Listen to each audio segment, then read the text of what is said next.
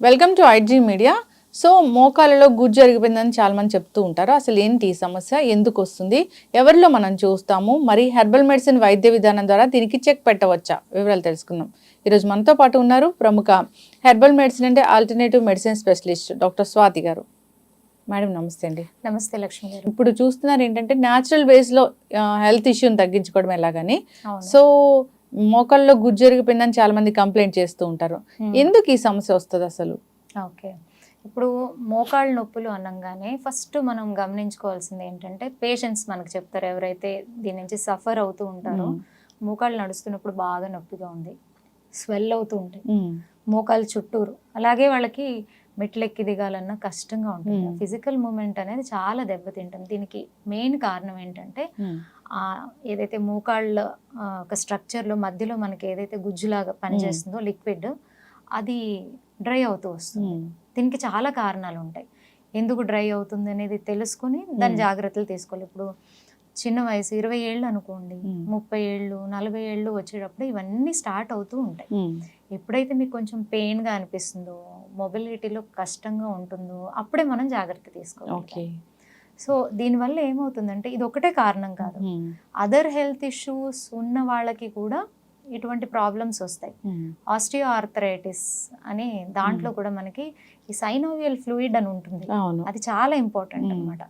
అది ఎప్పుడైతే తగ్గుముఖం పడుతుందో అప్పుడు ఇలాంటి ప్రాబ్లమ్స్ అన్నీ స్టార్ట్ అయిపోతూ ఉంటాయి. బేసిక్గా ఇక్కడ మనకి ఇంకొకటి ఏంటంటే మోకాళ్ళ నొప్పులు వచ్చినప్పుడు ఓన్లీ మోకాళ్ళ నొప్పులు ఒకటే కాదు ప్రాబ్లం, దాంతోపాటు ఏం కాంప్లికేషన్స్ పెరుగుతాయో అనేది బెంగ ఉంటుంది. అన్నిటికన్నా ముఖ్యం బాడీ వెయిట్. బాడీ వెయిట్ని పెరగకుండా కాపాడుకోవడానికి పాపం ఫుడ్ కూడా తగ్గించుకుంటూ వచ్చేస్తుంది. అది తగ్గించుకోవడంలో తప్పలేదు, కానీ అక్కడ న్యూట్రిషన్ ఫాలో అవ్వరు.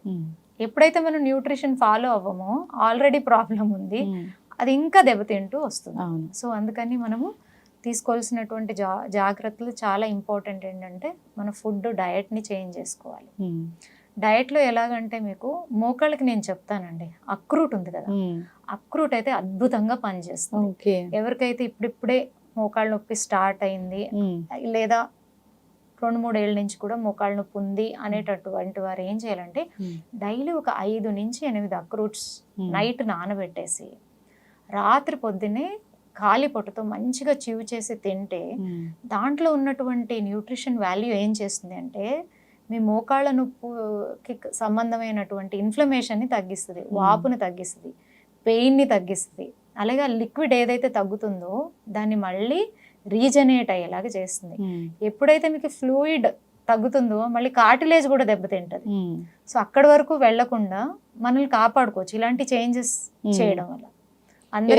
ముందుగానే కొంచెం సిమ్టమ్స్ కనిపిస్తానే ఫాలో అయితే మంచిది. ఫస్ట్ ఫాలో అయితే వాళ్ళకి కంపల్సరీ 1.5 మంత్ వాళ్ళని ఒక్కరోజు కూడా మానకుండా చేయమనండి, మంచి రిజల్ట్స్ వాళ్ళే చూస్తారు. అరే చెప్పారు కదా 4 రోజులు పాటించి ఇంకా తగ్గలేదు అని అంటే కుదరదు. మనం మినిమం 1.5 మంత్ దాన్ని రెగ్యులర్గా తీసుకుంటూ ఉంటే మన నీళ్ళు చేంజెస్ మనమే గమనిస్తాం. అండ్ అందరికీ తెలిసిందే జాయింట్స్ అనేది ఎక్కువ దాని హెల్త్ కాల్షియం మీద డిపెండ్ ఉంటుంది. సో మనం తీసుకునే ఫుడ్స్లో కాల్షియం అనేది మనం చూసుకోవాలి. నువ్వులు, సజ్జలు ఇవన్నీ కాల్షియంలో చాలా రిచ్ అండి. సో అలాంటి ఫుడ్ ఇప్పుడైతే ఒకప్పుడు డాక్టర్ గారు చెప్తేనే తెలుసుకునేటటువంటి రోజులు ఉండేవి. ఇప్పుడు మన చుట్టూరా ఉండేటటువంటి టెక్నాలజీ కాల్షియం దేంట్లో ఎక్కువ ఉంటుంది అని మీరు జస్ట్ గూగుల్లో కొడితే మీకు ఒక 10-15 ఐటమ్స్ అన్న వస్తాయి.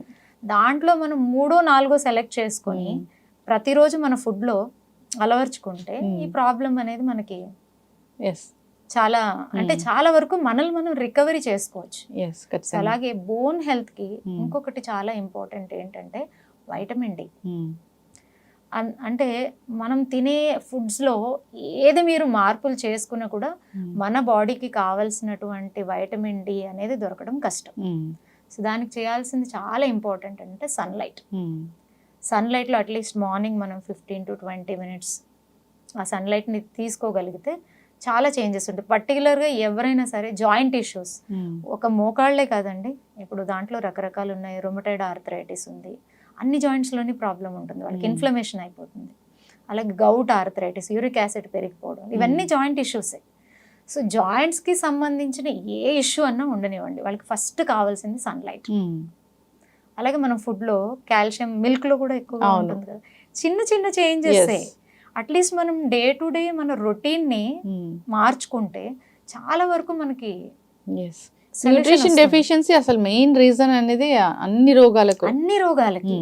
అండ్ జాయింట్ ఇష్యూ ఉన్న వాళ్ళు కంపల్సరీ ఇవన్నీ జాగ్రత్త తీసుకోవాలి. అండ్ వీళ్ళకి అన్నిటికన్నా ముఖ్యమైనది మసాజెస్ చాలా హెల్ప్ చేస్తాయి బాడీకి. శరీరంలో మనకి ఏంటంటే వాతం అనేది ఎక్కువగా ఉన్నప్పుడు ఈ జాయింట్ ప్రాబ్లమ్స్ అన్నీ వచ్చేస్తూ ఉంటాయి. ఏమి లేదు, మనకు మనమే టైం దొరికినప్పుడు నువ్వుల నూనె, ఆవ నూనె అలాంటివి తీసుకొని మంచిగా మన చేతుల్ని మన కాళ్ళని మసాజ్ చేసుకుంటూ ఉంటే సర్క్యులేషన్ బాగా అవుతుంది. ఇప్పుడు మొత్తం శరీరం అంతా మనం మసాజ్ తీసుకోవడానికి టైం ఉండదండి, ఓన్లీ పాదాన్ని తీసుకోవచ్చు. ఒక పాదం మసాజ్ చేయడం వల్ల మీ శరీరం మొత్తం ఆటోమేటిక్గా ఆ మసాజ్ ఒక ఎఫెక్ట్ శరీరం మొత్తం ఉంటుంది అనమాట. సో ఇది వారంలో ఒక్కరోజు చేసుకోవచ్చు కదా. సో ఇలాంటివి చేయాలి. And physical movement, physical activities అనేది చాలా చాలా ఇంపార్టెంట్. దాంట్లో మీకు చాలా మంది జాయింట్ ఇష్యూ ఉన్న వాళ్ళల్లో మనం గమనించేది ఏంటంటే వాళ్ళు ఎక్కువ ఎఫర్ట్ పెట్టి ఏమీ చేయలేరు, ఎక్కువ బరువులు ఎత్తలేరు, ఇవన్నీ చేయలేరు. నేను నడవలేనమ్మా, నేను ఎలా చేయగలను అని అడిగే వాళ్ళు కూడా ఉంటారు. వాళ్ళు కూర్చున్న చోటే చిన్న చిన్న సూక్ష్మ వ్యాయామాలు చేసుకోవచ్చు.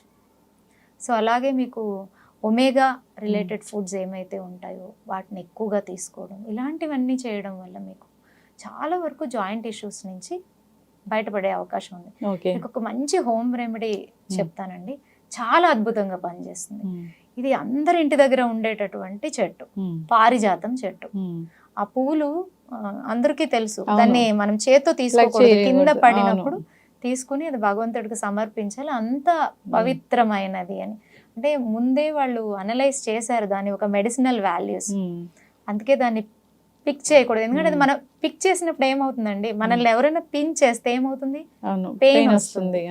అది పెయిన్ నే తీసేటటువంటి ప్లాంట్ కాబట్టి దాన్ని మనము పిక్ చేయకూడదనే ఉద్దేశంతో గురువులు పెట్టినట్టు ఉన్నారు. సో ఇది ఎలాగంటే ఈ ప్లాంట్ కి లీవ్స్ ఉంటాయి కదా, 8 to 10 లీవ్స్ తీసుకోవాలి. తీసుకుని దాన్ని కొంచెం మంచిగా స్మాష్ చేసేసి దానికి ఒక గ్లాస్ ఆఫ్ వాటర్ యాడ్ చేసి దాన్ని మంచిగా బాయిల్ చేయాలి. బాయిల్ చేసేటప్పుడు కొంచెం జింజర్ని యాడ్ చేయడం వల్ల దాని ఒక మెడిసినల్ వాల్యూ ఇంకా పెరుగుతుంది.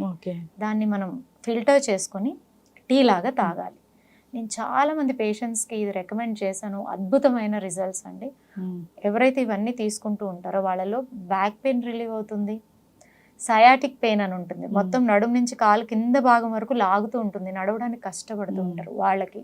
ఈ నీ పెయిన్లో ఇది ఎంత అద్భుతంగా పనిచేస్తుంది అంటే ఇది ఆ గుజ్జుని కరగనివ్వదు, ఆ కరిగినటువంటి గుజ్జు బాగా తయారవుతుంది, కార్టిలేజ్ని డ్యామేజ్ అవనివ్వదు, అలాగే ఆ వాపులంతా తీసేస్తుంది, పెయిన్ని రిలీవ్ చేస్తుంది. చాలా అద్భుతమైంది.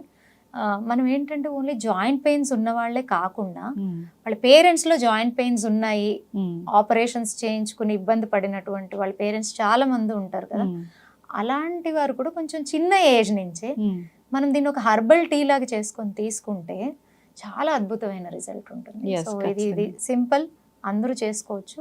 సో ఇది వాడిన తర్వాత వాళ్ళే కమెంట్ చేస్తారు అనుకోండి. సో ఇలాంటి చేంజెస్ మనం తీసుకురావడం వల్ల చిన్న చిన్న ఎక్సర్సైజెస్, నీ స్ట్రెంథనింగ్ ఎక్సర్సైజెస్, డయట్ ని ప్రాపర్ గా ఫాలో అవ్వడం ద్వారా ఇటువంటి ప్రాబ్లమ్స్ లేకుండా మనం హెల్తీగా ఉండొచ్చు. ఖచ్చితంగా మ్యామ్, చాలా చక్కగా చెప్పారు. నిజంగా హెర్బల్ మెడిసిన్ అంటే ఆ మెడిసిన్ పక్కాగా పనిచేస్తుందనే ఒకటి నానుడైతే ఉంది. సో ఈ హర్బ్స్ అనేవి ఇప్పటివి కావు, పురాతన కాలం నుంచి వస్తున్నవే. సో ఇప్పుడు ప్రాచీన ఆయుర్వేద గ్రంథాల్లో వీటి గురించి చాలా చక్కగా చెప్పడం కూడా జరిగింది. ఎస్, చక్కటి ఇన్ఫర్మేషన్ అండి. నిజంగా పారిజాతం చెట్టు అంటే చాలా గొప్పది, దానికి చాలా పెద్ద చరిత్రే ఉంది. సో అదొక డివైన్ ప్లాంట్ లాగా చెప్తూ ఉంటారు. సో అలాంటి దాంట్లో మెడిసినల్ వాల్యూస్ అంటే చాలా చక్కగా చెప్పారు. సో వాడుకోవాలని కోరుకుందాం. ఎవరికైనా ఇంకా ఇబ్బంది పెడుతూ ఉన్నప్పుడు ఒక హెర్బల్ మెడిసిన్ స్పెషలిస్ట్ గా మీరు వాటిని తగ్గిస్తారు కాబట్టి కాంటాక్ట్ చేయాలని కోరుకుంటున్నాం. తప్పకుండా. Yes, thank you so much. మేము హర్బ్స్ ని కూడా అంతే స్పెషల్ గా సెలెక్ట్ చేస్తాం. అవును, ఒక నీ పెయిన్ ఉన్న వాళ్ళకి ఒకే ప్రాబ్లం ఉండదండి. సో వాళ్ళకున్న అదర్ ఇష్యూస్ ని కూడా కన్సిడర్ చేసి అప్పుడు వాళ్ళకి సంబంధించిన హర్బ్స్ ని ప్రిపేర్ చేసి ట్రీట్ చేయడం జరుగుతుంది. అప్పుడు మంచి రిజల్ట్స్ ఉంటాయి. ఎస్, డిపెండ్స్ ఆన్ వాళ్ళ మెటబాలిజం, వాళ్ళకి ఎన్నో అదర్ హెల్త్ ఇష్యూస్.